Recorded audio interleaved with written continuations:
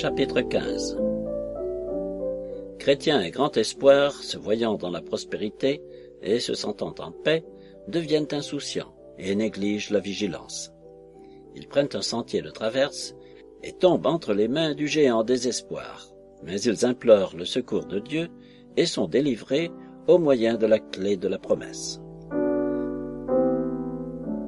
Les pèlerins poursuivant leur route arrivèrent au bord d'une eau limpide que le roi David appelle le ruisseau de Dieu et Jean le fleuve d'eau vive. Chrétien et son compagnon devaient côtoyer cette rivière. La route était des plus agréables. Ils burent de l'eau du fleuve qui était bonne et rafraîchissante. Des deux côtés de la rivière, on voyait des arbres verts chargés de toute espèce de fruits. Les feuilles de ces arbres ont la vertu de prévenir toutes les indispositions auxquelles les voyageurs peuvent être exposés par suite de la fatigue et de l'échauffement.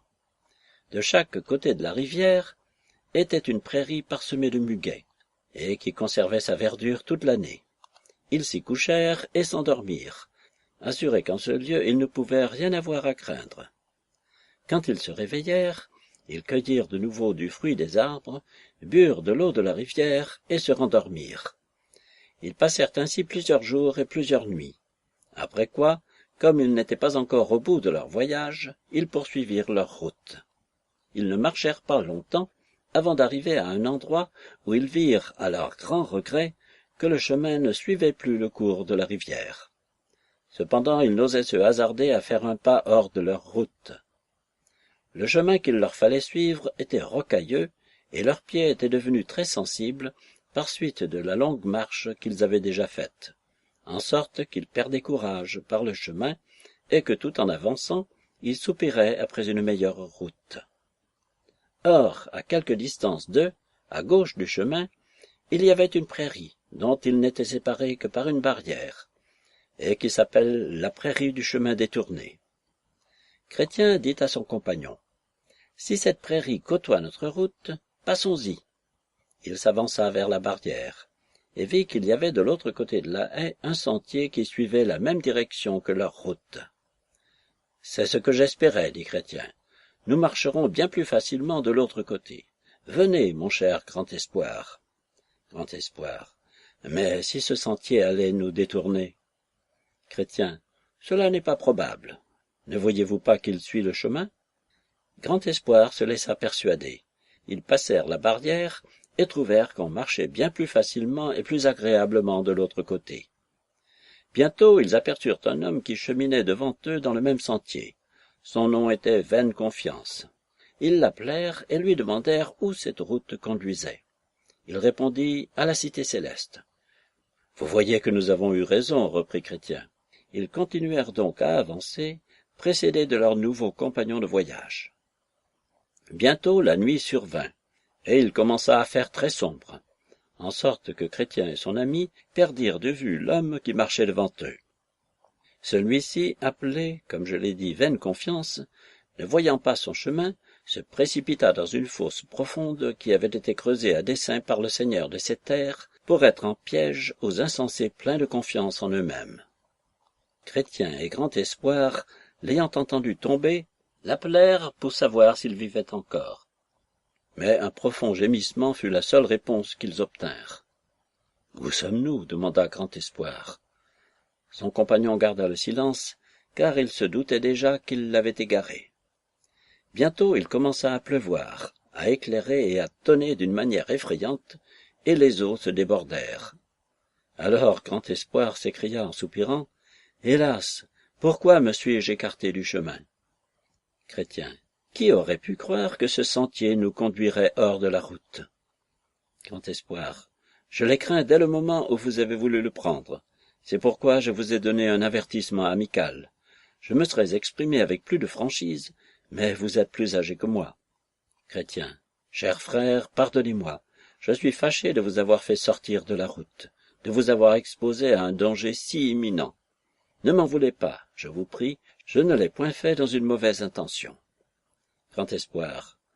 Consolez-vous, mon frère, je vous pardonne, et je crois même que ceci tournera à notre bien. Chrétien.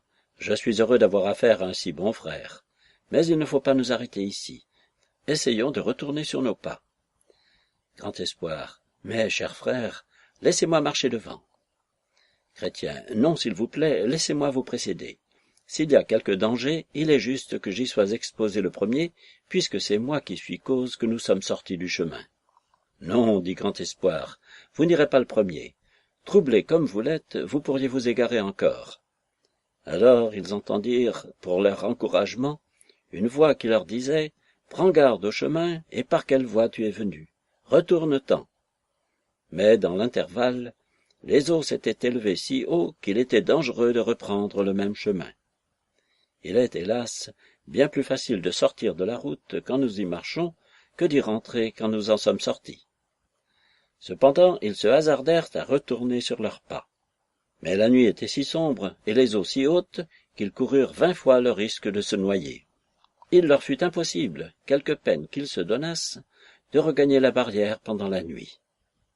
C'est pourquoi, s'arrêtant enfin sous un abri, ils s'y assirent pour attendre le jour, et, accablés de fatigue, ils s'endormirent.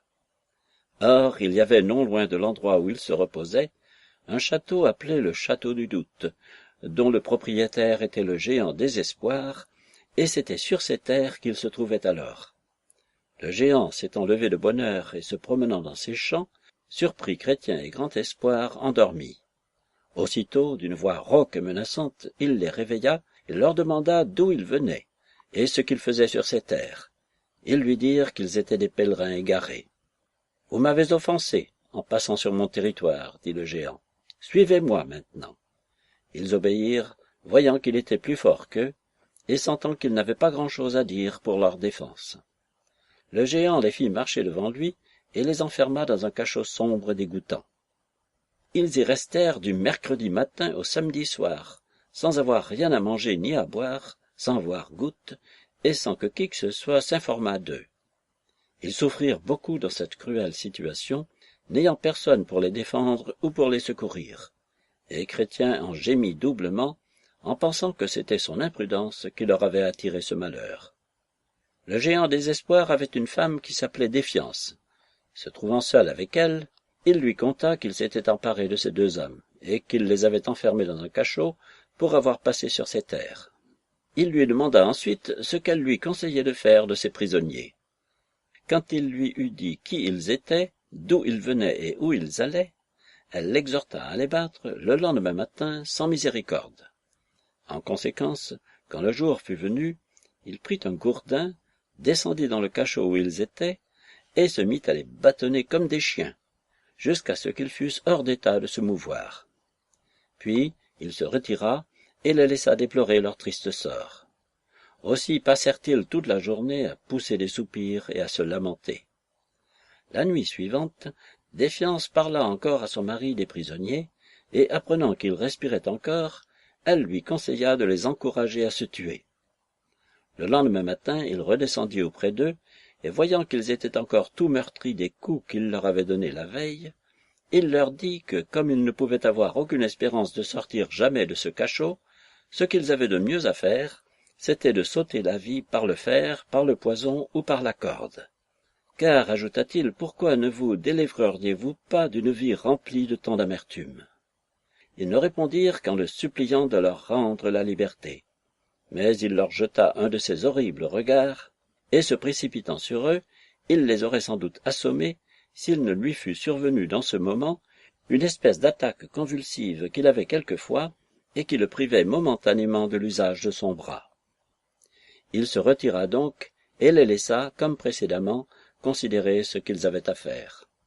Alors les prisonniers se mirent à délibérer et à se demander s'il ferait mieux de suivre ou de rejeter le conseil que le géant leur avait donné. Et ils eurent ensemble à ce sujet la conversation suivante. « Mon frère, dit Chrétien, que ferons-nous? La vie que nous menons ici est horrible. Pour ma part, je ne sais s'il ne vaudrait pas mieux mettre fin à notre existence que de vivre dans cet état.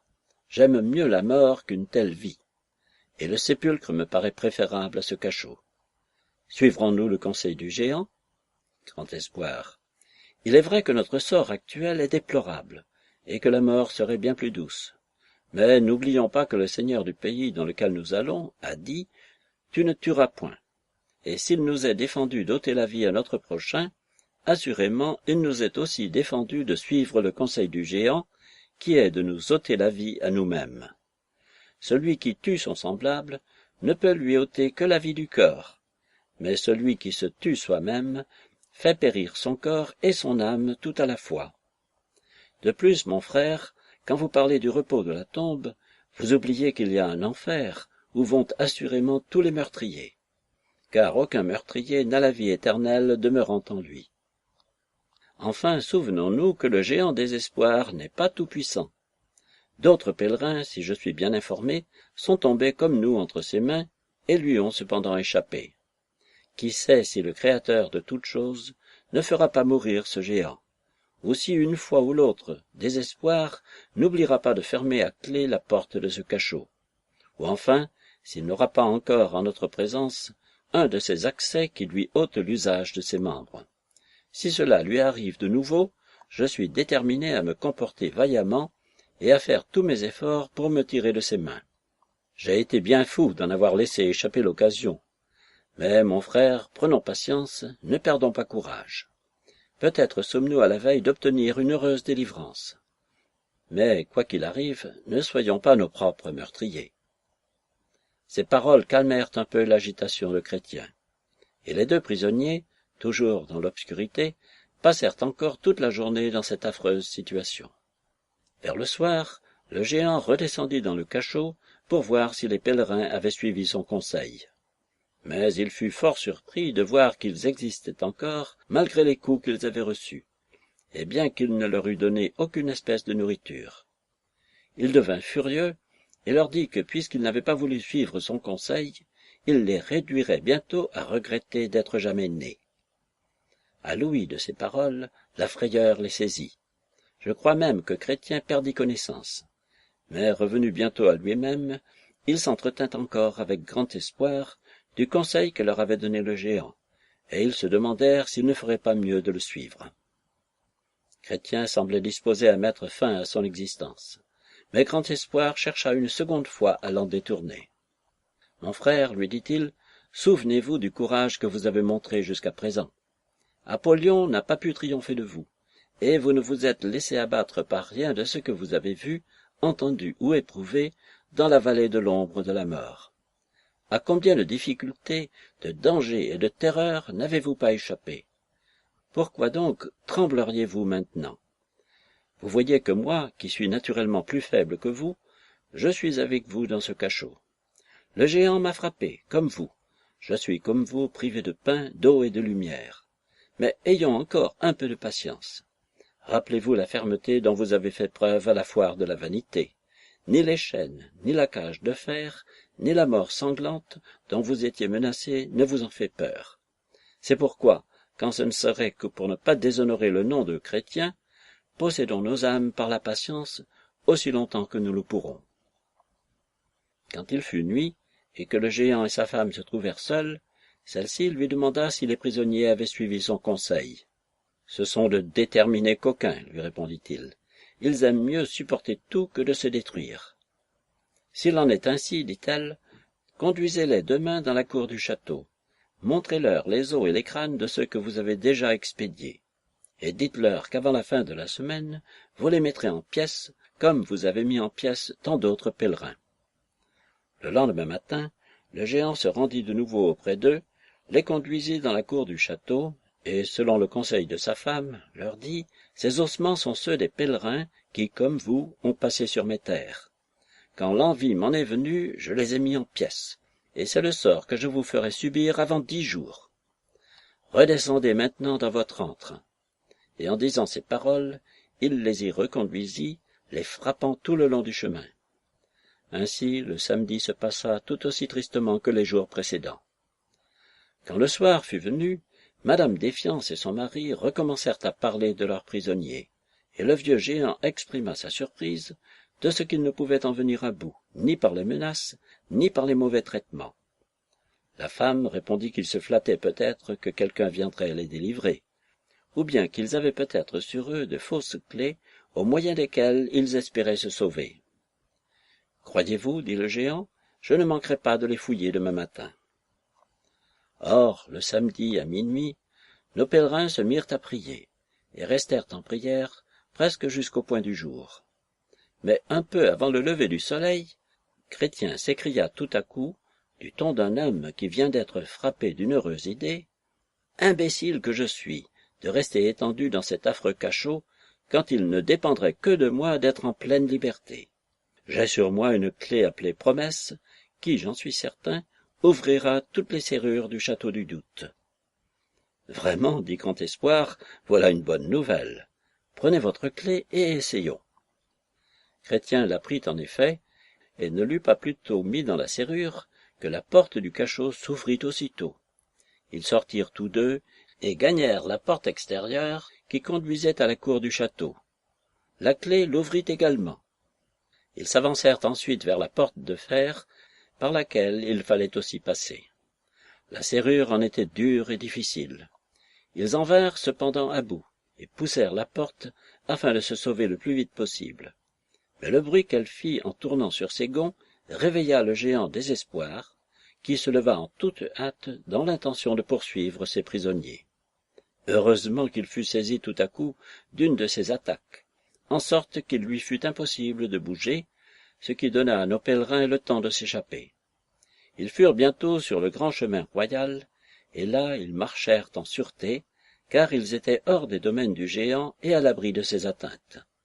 Quand ils eurent repassé la barrière qui était à l'entrée du champ, ils se concertèrent pour savoir ce qu'ils avaient le mieux à faire pour empêcher ceux qui viendraient après eux de tomber entre les mains du géant Désespoir.